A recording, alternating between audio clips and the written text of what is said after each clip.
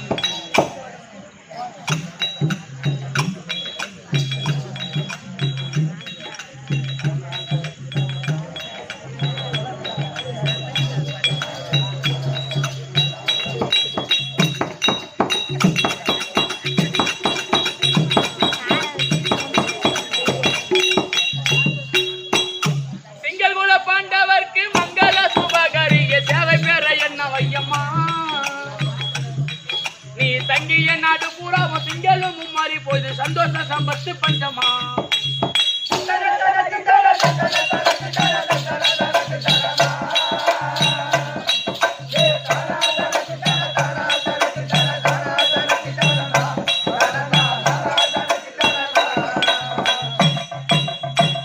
எங்கள் குல தேவதை பாண்டாளி அம்மா எங்கள் குல தேவதை பாண்டாளி கெட்ட என்ன கொண்டவர் குடும்பம் காளி எங்கள் குல தேவதை பாண்டாளி அம்மா எங்கள் குல தேவதை பாண்டாளி கெட்ட என்ன கொண்டவர் குடும்பம் காளி ஜெகநாதன் துணையால நாக கோடியின் மலையை யமலோகம் காட்டி நின்றவள் முந்தி இந்த ஜனை நலாயணி இப்பிறப்பில் யாக ஜெனி என்னும் தீர நாமம் பெற்றவள்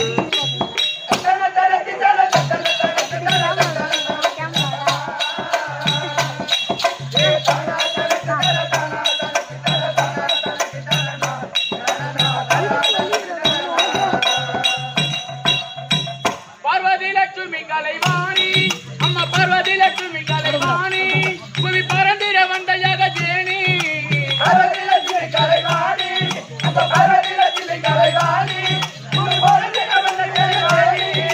பனிரெண்டையும் முடித்து ஓராண்டு மாசம் பனி பெண்ணை ரூபம் மாறினாள் கையில் பச்சை கீழி ஏந்தும் தைய மச்ச நாடு வந்த பின்பு பட்ட துயர் விட்டு சேரினாள்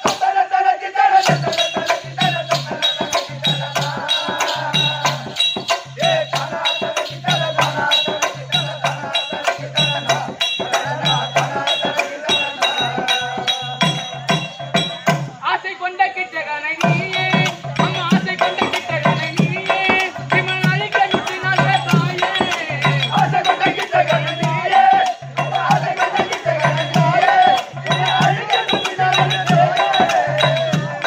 நல்ல நாளி உள்ள பெண் அற்புதமாகிய கற்பு ஞானமும் கொண்டவருக்கு தப்பாக எண்ணாம தாயே நல்ல அறிவுள்ள பெண்களுக்கு பெருமை உண்டாகிய ஆனந்தம் அளிக்கும் இந்த பூமி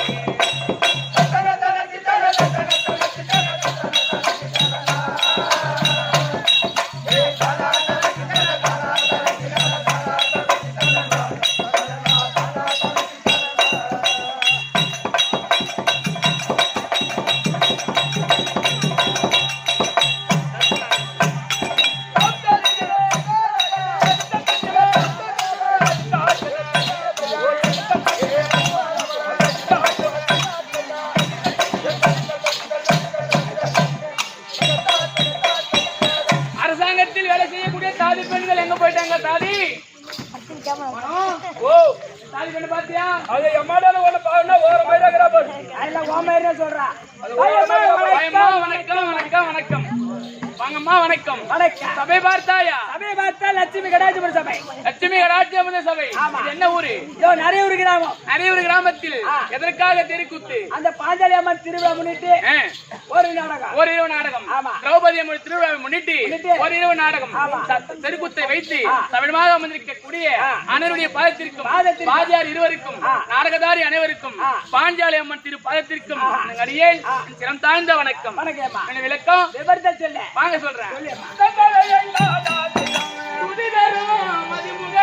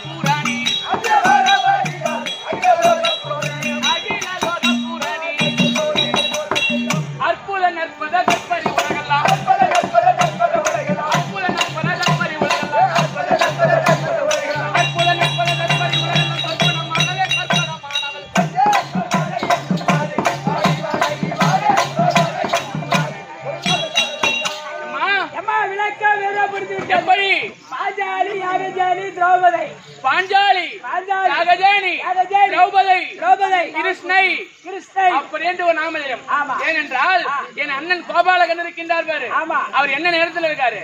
நீல கலர். நீல கலர். ஆமா. மேகம் திரண்டு மழை வர்ஷிக்கும் போது அந்த மேகம் என்ன கலர்ல இருக்கோ, கருநீல கலர்ல இருக்கோ, அந்த நிறத்தில் இருந்தாலும் திரௌபதி. அதனால் கிருஷ்ணன், அவருக்கு பேர் கிருஷ்ணன், எனக்கு பேர் கிருஷ்ணை. கிருஷ்ணை. அம்மா எனக்கு பேர் யாகஜேனி. எதற்காக யாகஜேனி? ஒரு பெண்ணுக்கு எதற்காக யாகஜேனி பேரு? ஒரு யாகத்தில் பிறந்தேன். ஒரு யாகத்திலே ஓமகுண்டத்துல. அதனால் யாகஜேனி என்று பேர் உண்டு. நெருப்புல பிறந்தீங்களா? ஆமாம்மா. அது எப்படி நம்ம என்ன காரணம்? எதற்காக ஓமத்தில் பிறந்தேன் வாங்க சொல்றேன். சொல்லியம்மா. நான் யாகஜேனி.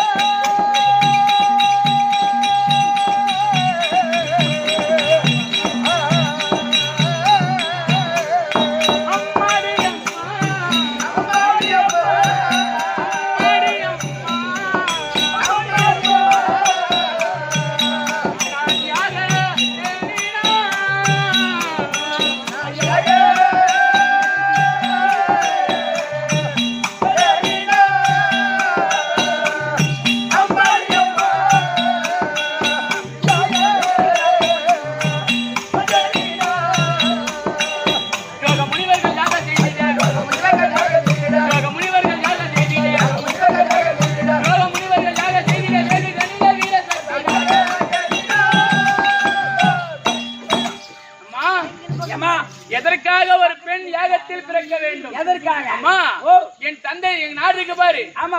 நாடு பாஞ்சால தேசம். பூக்குமா மரங்கள் எங்கும். போர் மதங்கள் எங்கும். யாகசாலைகளே எங்கும். ஏவர்ண நிலைகளே எங்கும். கோகுல துணியை எங்கும். அதன் கொற்றுடர் கனியே எங்கும். அம்மா எங்க நாட்டுல மாப்பிளா வாழை முக்கணி நிறைந்த நாடு பாஞ்சால தேசம். பாஞ்சால தேசத்தை ஆண்டு வரக்கூடிய என் தந்தை பேர் தெரியுமா? அவர் யார் தெரியாதா? அவர் துருபர், அவர் துங்குலாதீபர்.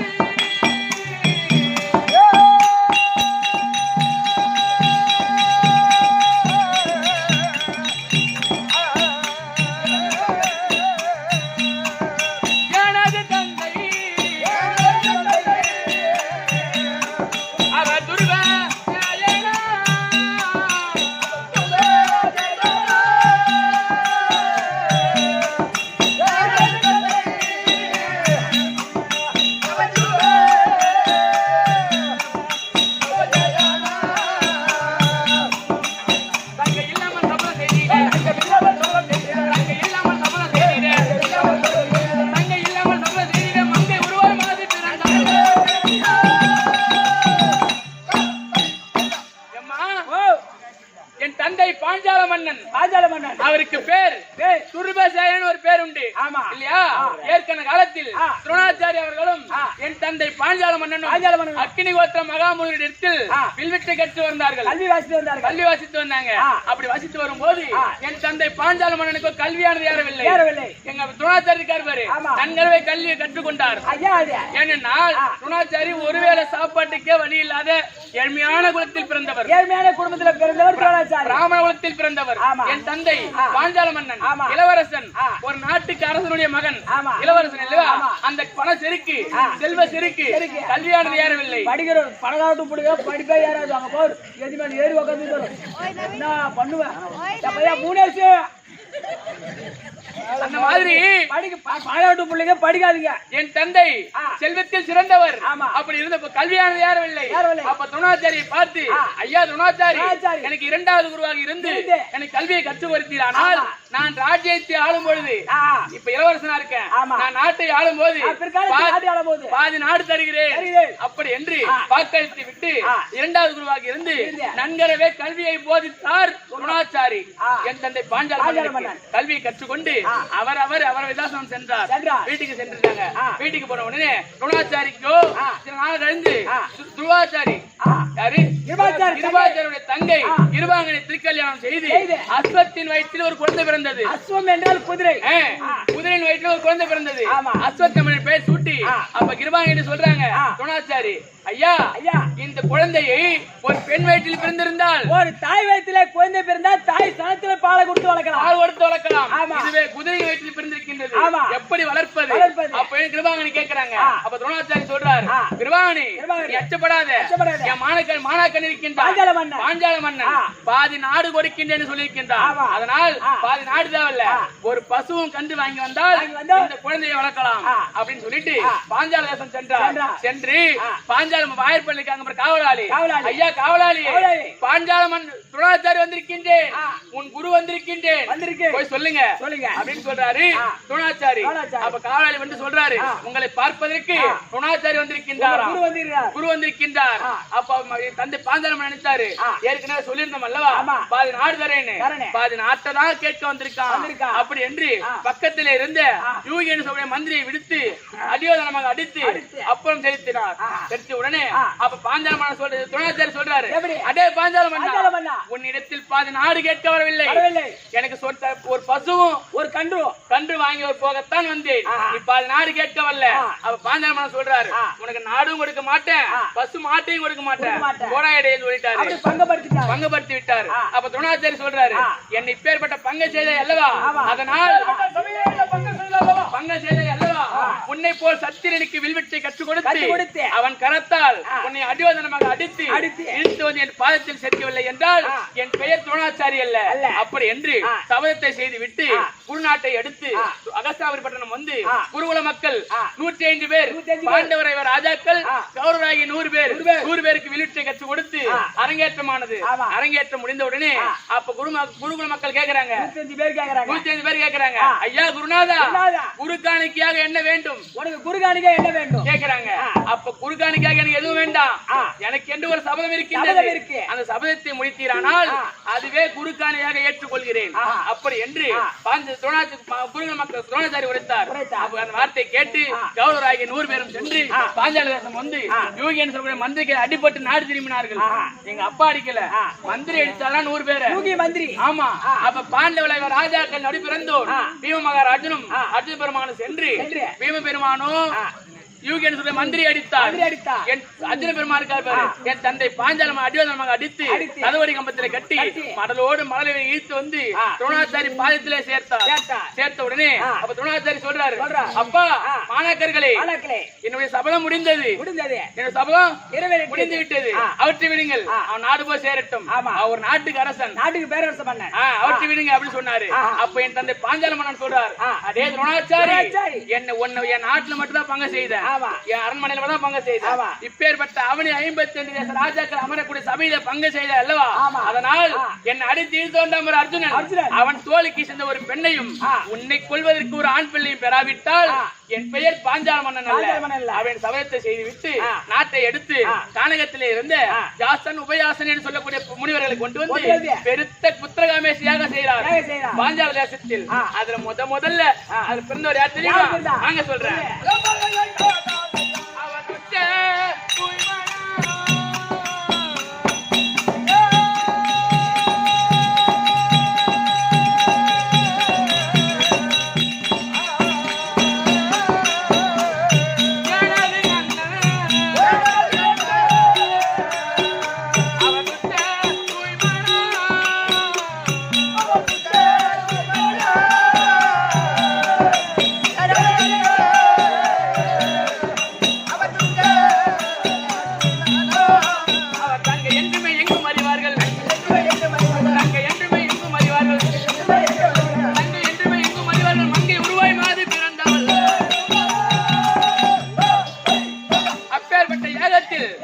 முதன்மையாக என் அண்ணன் சுஸ்தமன் பிறந்தார். இரண்டாவதாக 16 வயது பருவ மங்கையாகவே மாமரத்துல மா துளிர் விட்டா அந்த மரம் எவ்வளவு அழகா இருக்கும், அந்த மாதிரி பிரகாசத்துடன் இந்த 16 வயது பருவ மங்கையாகவே இந்த பாஞ்சாலி நான் ஜனித்தேன். அப்படி பிறந்த உடனே பாஞ்சால தேசத்தில் பிறந்தபடியால் பாஞ்சாலி குருபசேன மன்னனுக்கு மகளாக பிறந்ததால் திரௌபதி யாகத்தில் பிறந்தபடியால் யாகஜேனி ராமஜெயத்தை சூட்டி சீரை சிறப்போடு இருக்கும் போது ஒரு நாள் தினத்தில் நான் யாருக்காக பிறந்தேன், அந்த அர்ஜுன பெருமானுக்காகவே பிறந்தேன். அப்போ ஒரு நிருபவர் எங்க நாட்டுக்கு என்ன என்று ஐவராஜாக்கள் அரக்குமாலையில் இருந்து விட்டார் அப்படி என்று நிருபம் வந்தது.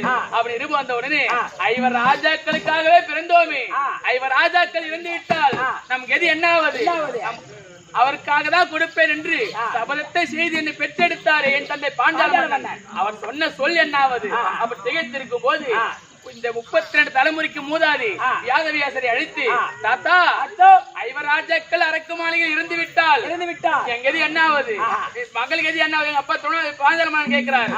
அப்போ வியாதவியாசர் சொல்றாரு, பாஞ்சாலமன்னா யாது ஒன்று கஷ்டப்படாதே,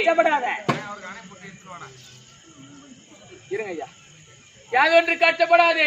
ஏனென்றால் கல்லுக்கே அழிவு என்பது வரந்தால் வரலாம், ஐவர் ராஜாக்களுக்கு அழிவு என்பது கிடையாது, தேவப்பிண்டம்.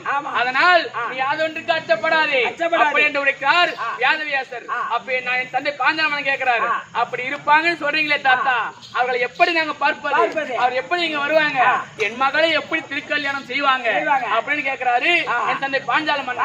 அப்ப அவர் சொல்றாரு, மியோகிரி பருவத்தில் இருக்கின்றது அனுமந்தாலே சொல்லக்கூடிய வில், அந்த வில்லை கொண்டு வந்து பாஞ்சால தேசத்தில் நட்டு விட்டு கீழே வெள்ளி கிராரத்தில் தண்ணியை வைத்து மேலே மச்சேந்திர சுழல் அந்த வளையாத வில்லை மஞ்சள் கிராரத்தில் மஞ்சள் நீரை பார்த்து வளையாத வில்லை வளைத்து மேலே இருக்கக்கூடிய மச்சேந்திரத்தை எவன் ஒன்று அறுக்கின்றானோ அன்னவருக்கு திரௌபதி அப்படி என்று பறைசாற்றுங்கள். எங்கிருந்தாலும் பாண்டவர் வருவார்கள், அத்தனை பெருமான் பாஞ்சாலியை திருக்கல்யாணம் செய்வார் அப்படி என்று தாத்தா வியாதவியாசர் உரைத்தார். அவர் வார்த்தையை கேட்டு அனுமந்தாய அவர் வார்த்தையை கேட்டு, அப்ப நான் கேட்கிறேன், எங்க இருந்தாலும் வருவாங்கன்னு சொல்றீங்களே, அவங்க வந்து நாட்டில் இருந்தா ஏதோ நாட்டில் இருந்தாங்கன்னா திரௌபதிக்கு சுயவரமா அப்படி என்று எப்படியாவது வருவாங்க, காட்டுல இருந்தா எப்படி தாத்தா வருவாங்க, எனக்கு எது கல்யாணம் செய்வாங்க அப்படின்னு கேட்ட போது தாத்தா மறுபடியும் சொல்றாரு, அம்மா எப்படியானாலும் வருவாங்க, உனக்காகவே பிறந்தவன் அர்ஜுனன், அர்ஜுனுக்காகவே பிறந்தவன் நீ, அதனால் எப்படியானாலும் பாண்டவர்கள் வருவார்கள். அர்ஜுனன்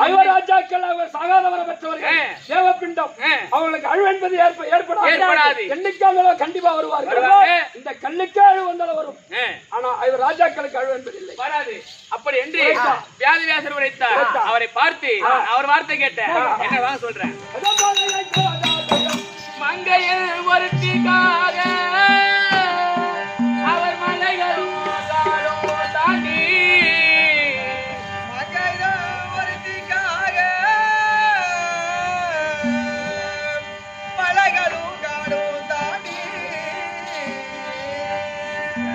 எங்கு நாம் போக போறோம் அவர் என்றெண்ணி இருந்தாரானால்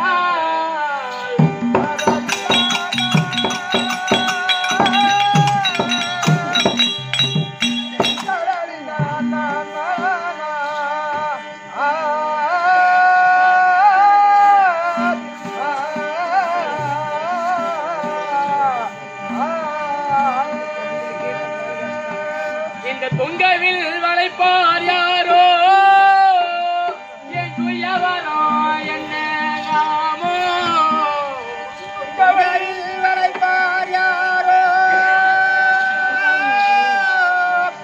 என் சுயவரோ என்ன நாமோ, இங்கே நான் நினைத்த என்னோ அது எப்படி முடியுமோ தாத்தா, காட்டில இருந்தாலும் வருவாங்கன்னு சொல்றீங்களே, அப்படியே காட்டில இருந்தாலும் செய்தி தெரிந்தாலும் பாஞ்சாலிக்கு சுயவரம் செய்தி தெரிந்தாலும் ஒரு பெண்ணிற்காக இவ்வளவு தூரம் போகணுமா, ஒரு பெண்ணுக்காக காடு மலை வனலாம் தாண்டி போகணுமா அப்படி என்று ஒரு காரியத்தை செய்ய வேண்டுமானால் எப்படியாவது செய்யணும் அப்படின்னு நினைச்சிட்டா அது எப்பேற்பட்ட கஷ்டமா தான் செய்வாங்க. ஆனா இது போய் செய்யணுமா அப்படின்னு மனசு அழிச்சு போச்சுன்னா யாரும் செய்ய மாட்டாங்க. அந்த மாதிரி இவ்வளவு தூரம் ஒரு பெண்ணுக்காக போகணுமா அப்படி மனசு அழிச்சு இருந்து விட்டார், நின்று விட்டால் என் கதி என்ன ஆகுது தாத்தா அப்படி தாத்தாவை பார்த்து கேட்ட போது, அம்மா யார் ஒன்று கஷ்டப்படாத, சுயவரம் சாற்றுங்கள், கண்டிப்பாக பாண்டவர் வருவார், அர்ஜுனன் உன்னை திருக்கல்யாணம் செய்வார், நீ கவலைப்படாதே அப்படி என்று நிறுத்தி விட்டார். என் தந்தை பாஞ்சாலமனை பார்த்தார். இமயோகிரி பர்வதத்திற்கு 1000 கிங்கிலியரை அனுப்பி அனுமந்தான வில்லை கொண்டு வந்து பாஞ்சால தேசத்தில் நட்டுவிட்டு கீழே மஞ்சள் கிடாரம் மேலே மச்சேந்திர சுழல், இந்த மஞ்சள் கிடாரத்தை பார்த்து வளையாத வில்லை வளைத்து பச்சை கொடி எவன் ஒருவன் அறுக்கின்றானோ அன்னவருக்கு திரௌபதி திரௌபதி என்று பட்ட நிருபம் அனுப்பினார். அவனை 55 தேச தேசத்திற்கும் அனுப்பின உடனே அந்த 55 தேச ராஜாவுக்கு இளவரசரும் வந்துவிட்டு சுயவரத்தில் அமர்ந்திருக்கின்றார். அமர்ந்த உடனே அப்ப எங்க அண்ணன் இருக்காரு பாரு, துஷ்டதீமனன். சுயவரத்திற்கு தலைமை தாங்கியவர் என் அண்ணன் துஷ்டதீமனன். அப்ப அவர் சொல்றாரு, ஐயா இளவரசரே, யார் வேண்டுமானாலும் வில்லை வளைக்கலாம், என் தங்கை திரௌபதியை கரம் பிடிக்கலாம் அப்படின்னு உரைத்தார். ஒரு அரசராக இருந்தார், வில்லை வளைத்தார். ஒருவராலும் வில்லை வளைக்க முடியவில்லை. அந்த வில்லை யாராலையும் வளைக்க முடியவில்லை. இந்த சபையில 55 தேச ராஜாக்கள் இருக்கிறாங்க. ஆமா, ஒருவரால் வந்து வில்லை வளைக்கிறாங்க. இந்த வில்லை யாராலையும் வளைக்க முடியவில்லை. மன்னதாக கவிழ்ந்தார்கள், யாராலும் வளைக்க முடியவில்லை. அப்ப அங்கு தேசத்தை ஆண்டு வரக்கூடிய கர்ணாபிஷேகன் எழுந்தார். வில்லை ஞானியை பூட்டி வில்லை வளைத்து விட்டார் அப்படி என்று சொல்றாங்க. தாதி வந்து சொன்னாங்க. அப்ப எங்க அண்ணன் கோபாலகண்ணனை, அண்ணா நாராயணா கோவிந்தா மாதவா மதுசூதனா, கர்ணன் வில்லை வளைத்து விட்டார் என்று சொல்றாங்களே, எங்க எது என்னாவது அண்ணா அப்படி மனதில் நிறுத்த உடனே ஞானி எடுத்து அவரும் கீழே விழுந்து விட்டார். கீழே விழுந்த உடனே அப்ப யாரும் வில்லை வளைக்கவில்லை. அப்ப அந்த சபையிலே இருந்த இது போல சபையிலே எழுந்து ஒரு அந்தனர் ஒருவர் எழுந்து கேட்கிறார், இந்த வில்லை சத்திரியன் தான் வளைக்கணுமா, குலத்தோனாக இருந்தாலும் வளைக்கலாமா அப்படி கேட்டாரு. என் அண்ணன் துஷ்டதீமன் சொல்றாரு, எந்த மதமும் சம்மதம், எந்த ஜாதியா இருந்தாலும் வில்லை வளைக்கலாம், என் தங்கை பாஞ்சாலையை கரம் பிடிக்கலாம். கல்வி என்பது பொது, தடாகம் என்பது பொது, சாலை என்பது பொது, சபை என்பது பொது. யாரவனா வில்லை ஜாதியா இருந்தாலும் வில்லை வளைக்கலாம், தங்கையை கரம் பிடிக்கலாம், தங்கை பாஞ்சாலை கரம் பிடிக்கலாம் அப்படி துஷ்டதீமன் சொல்லிட்டார். துஷ்டதீமன் சொன்னார். அது போலவே அண்ணன் ஓடி வந்து வளையாத வில்லை வளைத்து என்னை கரம் பிடித்தார். கரம் பிடித்த உடனே ஒரு அந்தனர் வில்லை வளைத்து விட்டாரு. மன சஞ்சலமா அவர் கூட போற ஒரு கானகத்து வழியை இட்டு போறாரு. இட்டு போன உடனே அவர் முதுகிலே இருந்த மச்ச ரேகையை பார்த்து, ஏனென்றால் உலகத்திலே அர்ஜுனனுக்கு மட்டும்தான் மச்ச ரேகை, யாருக்கும் கிடையாது. அப்ப இவர் தான் நம் கண்ணு கேட்ட கணவர், நம் கற்பு தவறவில்லை, அவரை தான் கல்யாணம் செய்திருக்கோம் அப்படி என்று மன சந்தோஷமா அவர் கூட போற உடனே அவர் பின்னாடி சென்று அப்ப முன்னித்தமாக சென்று போய் ஒரு உடையார் வீட்டுல எங்க அத்தை கொஞ்ச மாதிரி உட்கார்ந்து இருக்காங்க. அப்ப வாயற்படியில் நின்று, அம்மா நான் ஒரு கன்னியை கொண்டு வந்திருக்கின்றேன். அப்ப வயதான காலம், கனி என்று விழுந்து விட்டது. அப்படி கனி கொண்டு வந்திருந்தால் 5 ராஜாக்களும் பகிர்ந்து கொள்ளுங்கள் அப்ப என்று உரைத்தார். அம்மா நான் கனி கொண்டு வரவில்லை, ஒரு கன்னி பெண்ணை கொண்டு வந்திருக்கின்றேன் அப்படின்னு உரைத்தார். தாய் சொல்லி தட்டாத பாண்டவர்கள் 5 ராஜாக்களும் 5 நாள் கல்யாணம் நடந்தது. மங்கலத்திலே. எப்படி என்றால் பொறுமையை பூஷணமாக விளங்கக்கூடிய தர்மபுத்திர மன்னனுக்கு முதல் நாள் கல்யாணம், 2ஆம் நாள் கல்யாணம், 10,000 கஜேந்திர பலம் படித்த பீமாட்சிக்கு 2ஆம் நாள் கல்யாணம், வில்லை ஒழித்த அர்ஜுன பெருமானுக்கு 3ஆம் நாள் கல்யாணம், 4ஆம் நாள் கல்யாணம் யாருக்கு தெரியுமா? என் அத்தையான மத்தாதேவி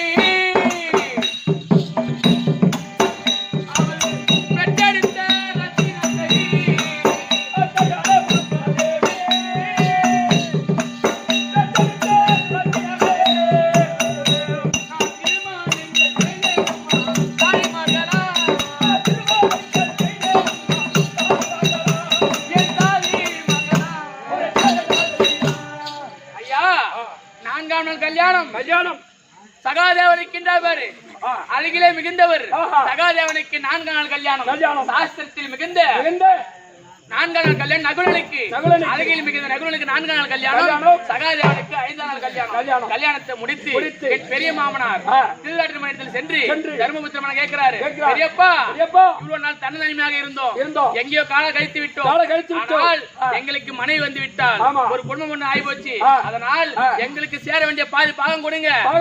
அதனால் அப்படி கேட்கிறாரு தர்மபுத்திர மன்னன். அப்போ எதுக்கும் உதவாத ஈச்சங்காட்டை காண்பித்தார் திருநாட்டின மன்னன். அந்த ஈச்சங்காட்டை அழித்து என் மாமனார் இருக்கார் தேவேந்திரன், அவர் அருளால் தேவ சிற்பியை வர வைத்து ஈச்சங்காட்டை அழித்து எந்திர பிரசத்த மாளிகை ஏற்பாடு செய்தார். ஏனென்றால் இந்திரனுடைய அம்சத்தால் ஏற்பட்டதால் அந்த இந்திர பிரசத்தம் அவர் பேர் மறையக்கூடாது. அப்படி என்று இந்திர பிரசத்தம் பேர் சூட்டி சந்தோஷமா வாழ்ந்து வந்தோம். ஒரு நாள் தினத்தில் நாரதர் ஓடி வந்தார். என்னவென்று கேட்க போது, என் மாமனார் பாண்டு மன்னன் சொர்க்கம் சேரவில்லை. அவர் சொர்க்கம் சேர வேண்டுமானால் ஒரு ராஜசூயாக செய்தால் அவர் சொர்க்கம் அடைவார். அப்படி என்று நாரதர் உரைத்தார். அந்த வார்த்தை கேட்டு ராஜசூயாகம் செய்வதற்காக என் கோயிலார்கள் 100 பேர் என்னதான் இருந்தாலும் பங்காளி அவருக்கு அழைப்பு விடுத்தவுடனே 100 பேர் வந்தார்கள். அப்போ எல்லாம் ஒரு 3 நாள் மாதப்பிரடியாக முப்பேல் மீது நின்று குளித்து விட்டு கூந்தலை உலாத்தி கொண்டிருக்கின்றேன். என் அருகாமையில வீமாட்சி உட்கார்ந்து அமைந்திருக்கார். அப்போ இவர் வந்தார் நேரா வணங்காமுடி சேகரன் அந்த அருக்கால் வாயிற்படி இடித்து திடீரென்று கீழே விழுந்தார். கீழே விழுந்த உடனே நம்ம குழந்தைனாச்சு. அப்படி என்று இந்த கையை தட்டி குனிந்து வரப்படாதா குருடன் மகனே அவரை தூக்கத்துக்கு வந்தாங்க பாரு 99 பேரு. அவர்களும் திடீர் கீழே விழுந்த உடனே அந்த கண்ணன் பெற்றது அத்தனையும் குருடா. இது தலைப்புள்ளதான் நொல்லன் பார்த்தோம். இது அந்த கண்பது அத்தனையும் குருடா. அப்படி கையை தட்டி சிரித்த உடனே பக்கத்துல இருந்தார் பாரு வீமாட்சி. அவரும் சிரித்து விட்டார். நான் பேசுறது கூட அவனுக்கு கோவம் வரல. யாரு கொஞ்ச நேரம் துரியோதனனுக்கு என் கணவர் சிரித்து விட்டாரு. அவனுக்கு இழப்பமா போயிடுச்சு அப்படின்னு சொல்லிலே வஞ்சக கொண்ட துரியோதனன் அவன் நாட்டிற்கு சென்று தன்னுடைய மகன் அர்ச்சனகுமாரனுக்கு பூணூல் கல்யாணம் ஏற்பாடு செய்து ஐவர் ராஜாக்களை அழைப்பு விடுத்தான். என்னை அழைத்து சென்று என்னென்ன மாதப்பிரவையா இருக்கின்ற சபைக்கு போகக்கூடாது, பெண்ணு சபைக்கு போகக்கூடாது. அப்படி என்று என்னை அழைத்து சென்று பெரிய மாமியார் இருக்கக்கூடிய காந்தாரி அரண்மனையை விட்டு சபைக்கு சென்றார்கள். சபைக்கு சென்ற உடனே சண்டாளன் துரியோதனன் என்ன சூது செய்தவனோ தெரியவில்லை. ஐவர் ராஜாக்களை அழைத்து சூது பகடை ஆடி நாட்டு ராஜ்யத்தை பறித்துக் கொண்டு உப்பு சட்டி வரவோடு முதல் பறித்துக் கொண்டார். அவர்களையும் அடிமையாயிட்டாங்க. என்னையும் அடிமை வைத்து விட்டார்கள். வைத்து விட்ட உடனே பாவி துரியோதனன் சொல்றான், தம்பி துச்சாதனா, பாஞ்சாலி அன்னையாக இருக்கக்கூடிய காந்தாரி அரண்மனையில இருக்கின்றார். அவளை இழுத்து வந்து சபையிலே நிறுத்தடா அப்படி என்று உரைத்தான். சண்டாளன் பாவி துச்சாதனன் சபைக்கு வருகிறான். எங்க அரண்மனைக்கு வருகிறார். வந்து மதனி, என் அண்ணன் துரியோதனன் உங்களை சபைக்கு அழைத்து வர சொன்னார் அப்படின்னு உரைத்தார். அப்ப நான் கேட்டேன், எப்படி மட்டும் அறிங்கும் மரியாதை இல்லாமல்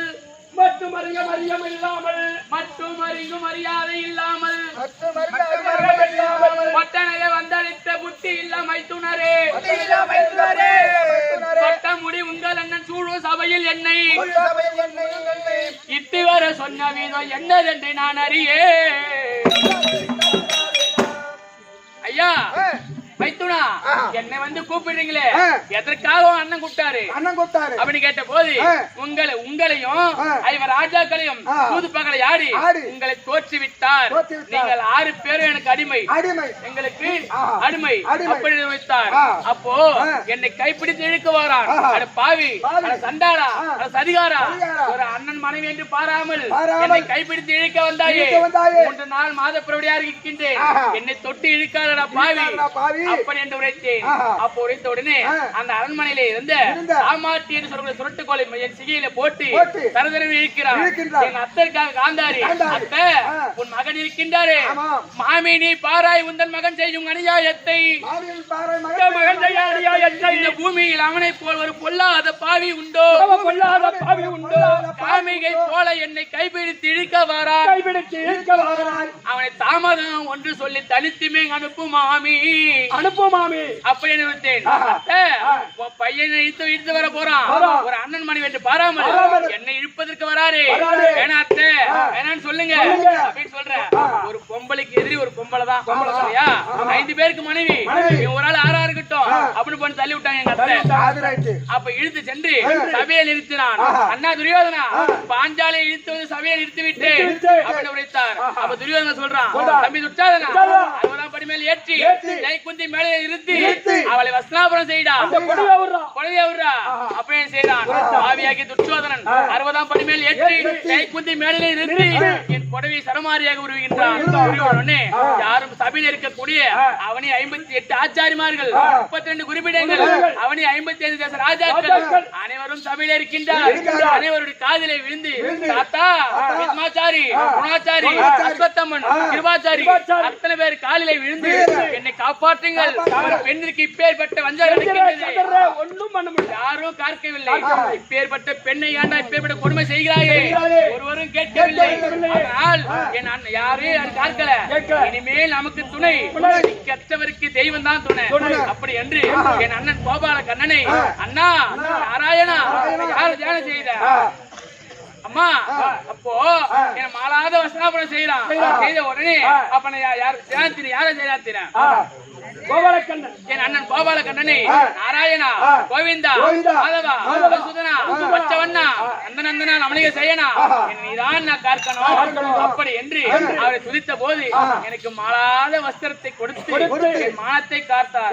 பார்த்த உடனே சபைக்கு சென்று சபையோர்களே இப்பேற்பட்ட சபையில் ஒரு பெண்ணை இருக்கின்றானே என்று சபையோடு கேட்ட போது ஒருவரை எது பதில் சொல்லவில்லை என்று இரண்டாவதாக இருந்து சூது பாக்கடை ஆடி அப்ப இரண்டாவது மறுசூது ஆடி ஒரு ஆட்டை ஜெயித்து விட்டேன். ஜெயித்த உடனே அப்ப சவுனி சொல்றான் ஒரு பெண் சூதாடக்கூடாது அப்படி என்று இந்த ஒரு ஆட்டை ஜெயிச்சுட்டேன். இதற்கு நாடு வேணுமா உன் கணவர் பாண்டவர் ஐவர் ராஜாக்கள் வேணுமா? பாண்டவர் ஐவர் ராஜாக்கள் உன் கணவர் வேண்டுமா இல்ல நாடு வேண்டுமா? நாடு வேண்டுமா? அப்ப இந்த நாட்டை எந்த வேணா சம்பாதிக்கலாம். நாட்டு எந்த விதமா சம்பாதிக்கலாம், சம்பாதிக்கலாம். நமக்கான கணவர் தேர்ப்பட முடியுமா? அப்படியே தேர்ந்தெடுத்தால் இந்த நாடு என்ன பேசும்? பேசும் அல்லவா? ஐவர் ராஜாக்களை அடிமைத்தனத்திலிருந்து மீட்டு விடுங்க, நான் பார்த்துக் கொள்கிறேன். அப்படி என்று ஐவர் ராஜாக்களை அடிமைத்தனத்திலிருந்து மீட்டு அப்ப சபையோர்கள் கேட்கிறாங்க, துரியோதனா சூது பகடை ஆடி நாட்டு ராஜ்யத்தை பறித்துக்கிட்ட, அதனால் மீண்டும் எப்பதான் கொடுப்ப நாடு அவங்க எப்பதான் கொடுப்ப அப்படின்னு கேட்ட உடனே 12 ஆண்டு வனவாசம் ஓராண்டு அக்கியாவாசம் கழித்து வந்தால் ஆண்டவருக்கு சேர வேண்டிய பாதி பாகம் தருவேன் அப்படி என்று கட்டளையிட்டார் துரியோதனன். அந்த கட்டளை பிரகாரம் வனவாசம் சென்று முதல் வனமாகிய சூரியவனத்தை அடுத்து 12வது வனம் ராமிகா வனத்தை வரைக்கும் முடித்துவிட்டு ஓராண்டு அக்கியாதவாசத்தை கழிப்பதற்கு என்ன வழி அப்ப திகைத்திருக்கும் போது அந்த கானகத்திலே இருந்து சௌமிய மகாமுனிவரை அழைத்து, ஐயா குருநாதா மகா யோகியே குருநாதா ஓராண்டு அக்கியாதவாசத்தை கழிக்க வேண்டும், மரமுடி தரித்திருக்க வேண்டும், அதற்கு என்ன செய்வது தாங்கள் தான் சொல்லணும் அப்படின்னு கேட்ட உடனே அப்ப அவர் சொல்றார், மற்ற தேசம் வளர்ச்சியா இருக்கின்றது.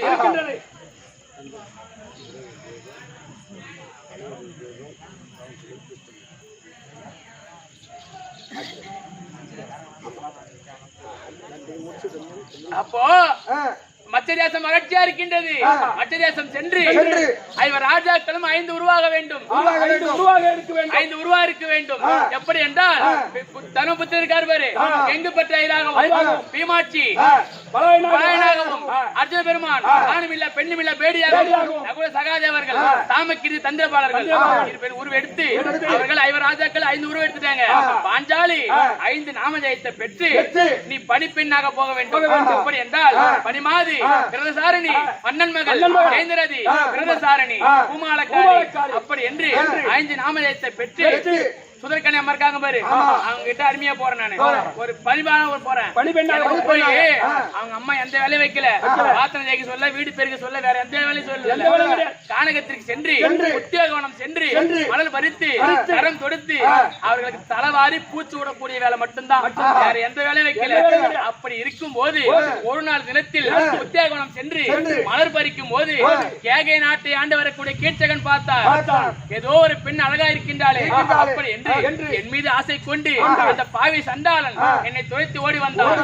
ஓடி வந்த உடனே அம்மன் இடத்தில் சென்று, அம்மா யாரும் தெரியவில்லை, கேகை நாட்டு ஆண்டவர்களுடைய கீர்ச்சகனாம் என்னை துரைத்து வருகின்றார். அம்மா நான் ஒரு நெருப்பு மாறினானே, என்னை தொடுவதற்கு வரானே, ஏன்னா அம்மா அவருக்கு எல்லாம் சொல்லி அனுப்புங்க அப்படின்னு சொல்லிட்டு அம்மா தஞ்சம் அடைந்தேன்.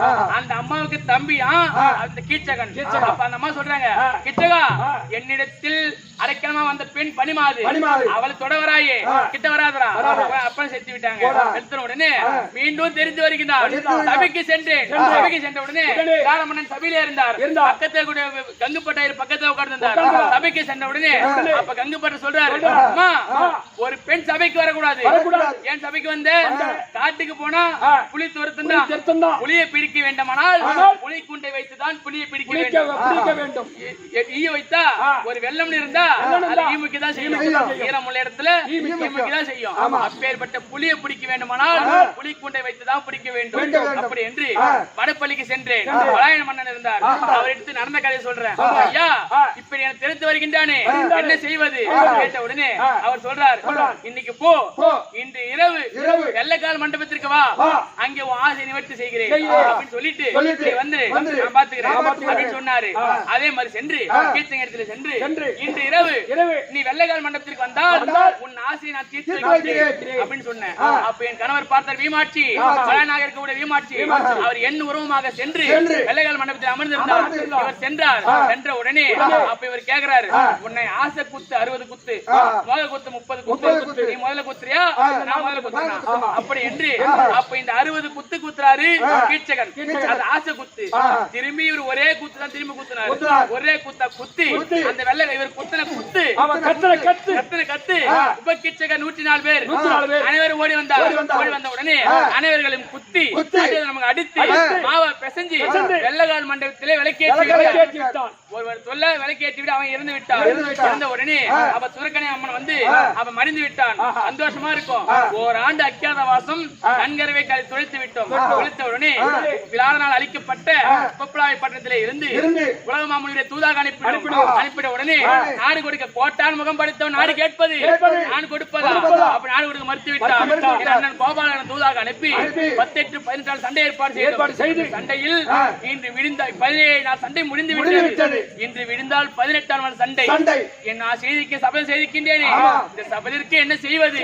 யாரு எப்படி இருந்தாலும் என் அண்ணன் நாராயணன் கோபால கண்ணன் தான் நம்பி இருக்கின்றேன். எந்த நெறி போவோமோ என் கூந்தலை முடிவேனோ மற்ற பெண் போல எப்படி சந்தோஷமான இருப்பேனோ தெரியவில்லை.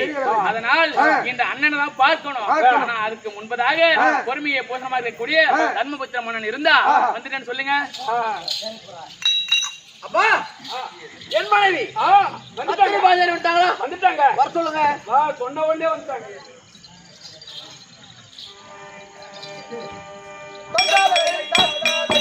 ஓஹோ பிராணபதி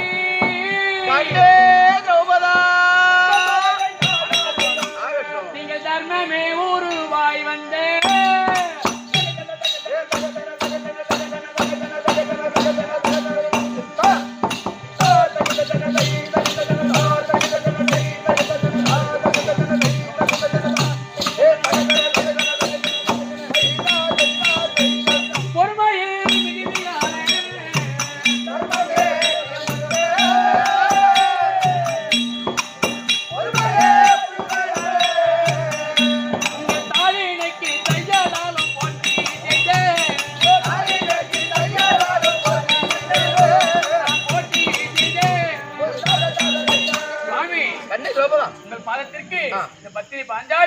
ஒரே கோடி வணக்கம் சுவாமி. சுகமா வாழ்ந்து சுவாமி பாஞ்சால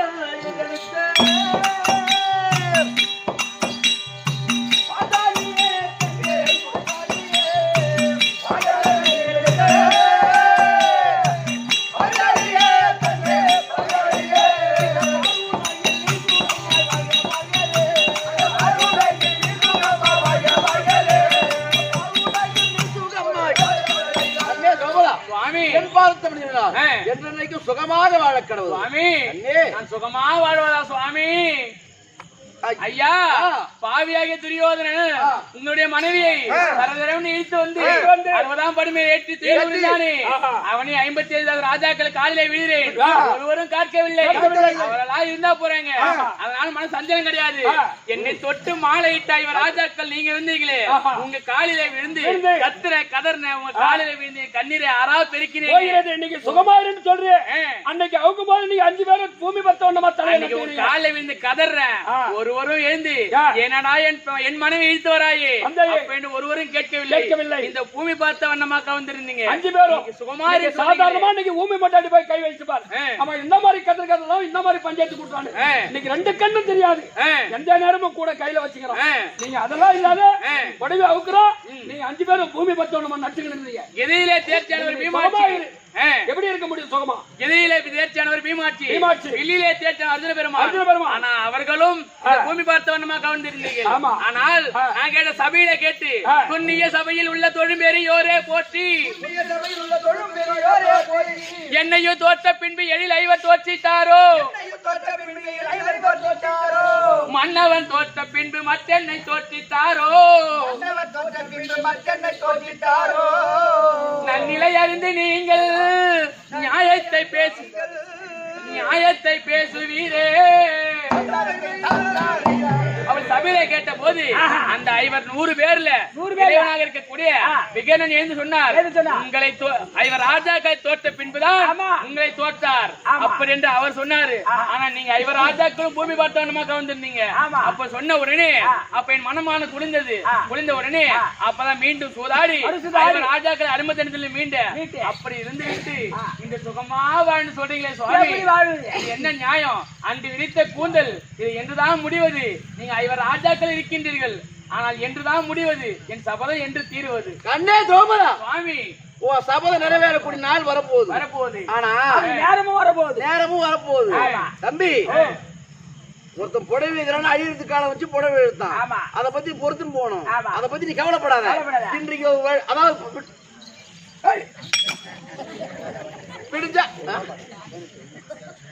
விடிஞ்சா 18 நாள் சண்டை. கூந்தல முடிக்க நேரம் வந்துருச்சு, பிரச்சனை கிடையாது. இப்ப நம்ம விடிஞ்சா 18 நாள் சண்டை யாருக்கும் தெரியல, ஜெயம் தெரியல, மாமா அழைக்கணும். அதுக்கு முன்ன என் தம்பி அப்புறம் தான் மத்தபடி எடுக்கணும். ஓட்டமா ஓடி அந்த கோயை பிடிக்க உன்னால சகாதா இருந்தா தம்பி சகா தேவதற்பா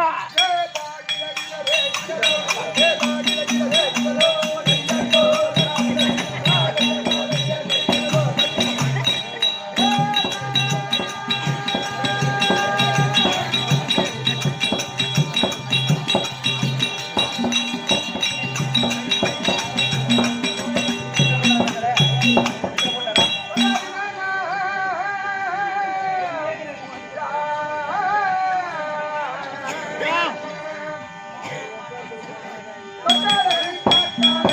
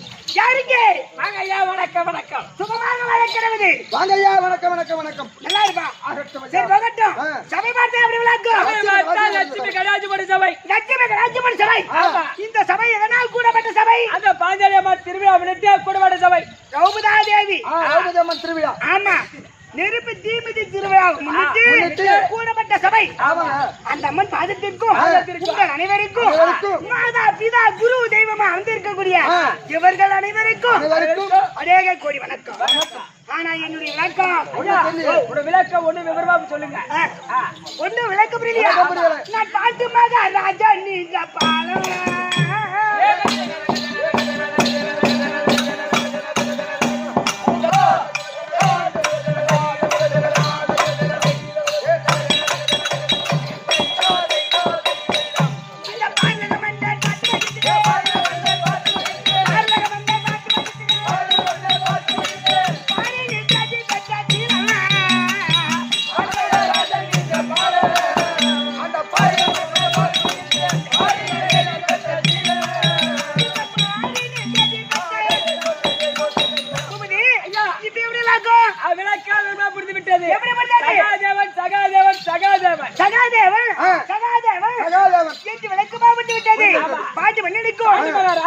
குந்தி மாத்ரா தேவிக்கும் நாங்க பிறந்த பிள்ளைகளோ அதிலே பாண்டு மன்னனுக்கும் குந்தா தேவிக்கும் பிறந்த பிள்ளைகள் 3 பேர் யாரா தெரியுமா தர்மராஜ் 1 தீபாஜி 2 அர்ஜுன பெருமான் 3 குந்தா தேவிக்கு பிறந்தவங்க அதே பாண்டு மன்னனுக்கும் மாத்ரா தேவிக்கும் பிறந்த பிள்ளைகளோ நாங்க நகுல சகாதேவன் நாங்க 20 பேர் பாண்டு மகாராஜனுக்கும் குந்தா தேவிக்கும் பிறந்த பிள்ளைகளோ 3 பேர் தர்மராஜ் பீமன் அர்ஜுனன் அதே பாண்டு மகாராஜனுக்கும் மாத்ரா தேவிக்கும் நகுலன் சகாதேவன் எங்களுக்கு பங்கு பங்காளிங்க இருக்காங்களே அவங்க யாராருக்கு பண்ணாங்க சீராட்டி மன்னனுக்கும் ராஜார் அம்மைக்கும் அவங்க பேட்ட பிள்ளைகளோ மொத்தமா 100 பேர் வேண்டி என் அண்ணனா எங்க வரக்கூடிய துரியோதன மன்னன் எங்களை கொல்ல வேண்டி செய்யாத சூதுமார்க்க செய்தான் நடக்கிற வயல நெச்சமலம் நாட்டினா படிக்கிட்ட வாயில பாம்புகளை வச்சு குளிக்கிட்ட குளத்திலே பூர்வசிய நாட்டினா சாப்பிடுற சாப்பாட்டுல விஷத்தை கலந்தாரே சண்டால பாவி அவ என்ன வாய போறான் அப்புறம் சாப்பாட்டுல ஏண்டா நடக்கிற வழியில முள்ள அடிச்சவ சத்திரமே கிடையாது வாழ போறானா சாப்பிடுற சாப்பாட்டுல போய் விஷத்தை கலக்குறான் அது குளிக்கிற குளத்துல போய் கூறு வச்சு நாட்டுறான் நடக்கிற வழியில லட்சம் நாட்டுறான் படுக்கிற பாயில பாம்புகளை விடுறான் சொன்ன விட்டுருங்கடா நல்ல பாம்புக்கு அப்பேற்பட்ட சூழ்நார்கள் செய்தாரே எங்க மாமா இருக்கின்றாரு கோபாலச்சந்திரன் சுகாதி கடவுள் அல்லவா அண்ணனுடைய அருளால் நாங்கள் ஐவர் ராஜாக்களும் தப்பித்து பிழைத்தோம். ஆனா அண்ணனா விளங்கி வரக்கூடிய துரியோதனம் அண்ணன் எங்களை என்ன செய்தா தெரியுமா? என் அண்ணன் துரியன் செய்த சூதா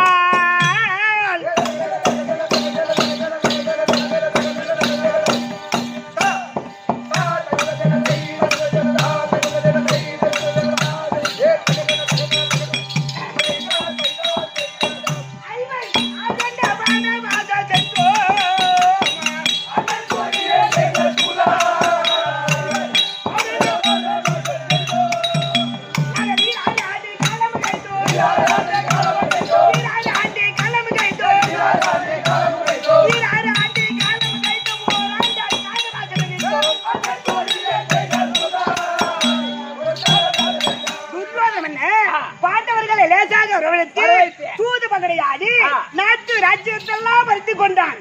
அதோடு மட்டுமா என்னுடைய பத்தினி தெய்வம் இருக்கின்றாலே பாஞ்சாலி கொண்டு வந்து 60ஆம் படி மேல் ஏற்றி மானப்பங்க ஜாதன சண்டாளப்பாதி அந்த விடலாமா அவனை எங்க அண்ணன் போட்டாடி தாய் சமம். ஆமா தாயோட பொடி ஒரு அளவு ஆகாது. ஆமா அப்படி செய்யலாமா பாடு அப்பேற்பட்ட வேலையை செய்தாரு. அப்பொழுதே நாங்க சபதை செய்தோம். என்ன செய்த தெரியுமா? நான் என்ன செய்த தெரியுமா? நீ என்ன சபதை செய்வீங்க?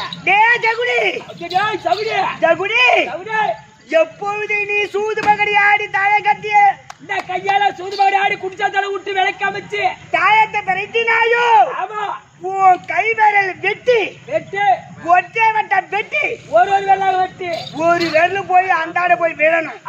நீ காது துடிக்கட்ட நீ கண்ணால பார்க்கணும். விரல ஒரு விரல வெட்டி அந்தாட போய் கீழே விழுந்து ஆமா அது துடிக்குதோ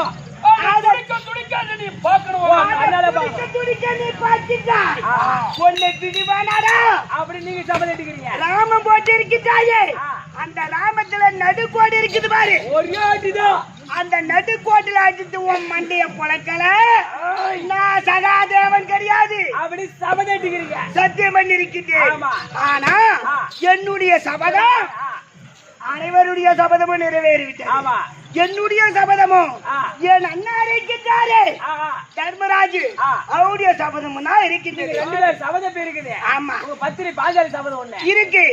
அந்த சபதம் எப்படி ஆகுமோ என்ன ஆகுமோ பொண்ணு விளக்க புரியலை. ஆனா அன்னார் வரும்படி உத்தரவு. தம்பி சகாதேவன் வந்து நீங்க எச்சரிக்கை. ஐயா மகாராஜா தம்பி இளையவன் சகாதேவன் வந்து வர சொல்லுவா.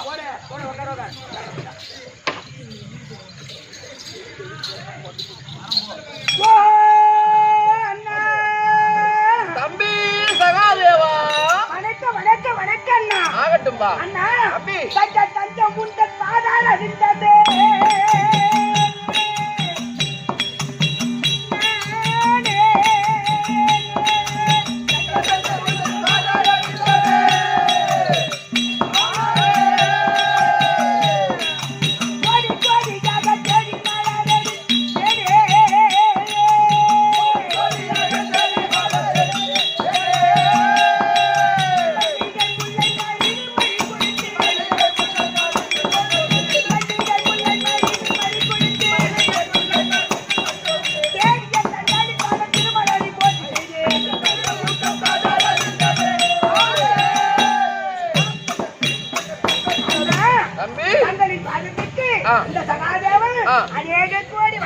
சுகமாக வாழ்ந்துரு.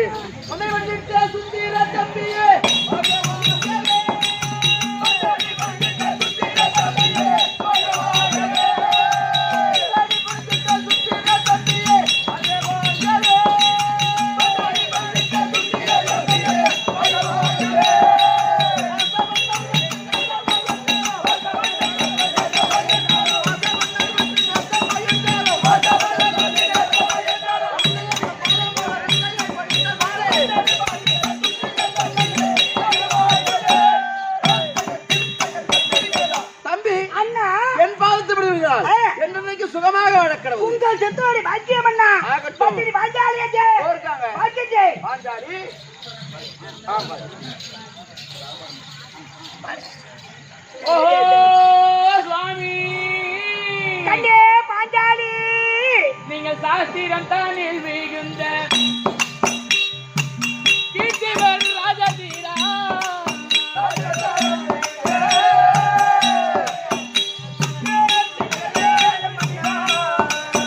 இந்த கையாலும் பாதமலர் வந்தாலும் செய்தேன் கண்ணே பாஞ்சாலி பாஞ்சாலி சுகமாக வாழ்வாய்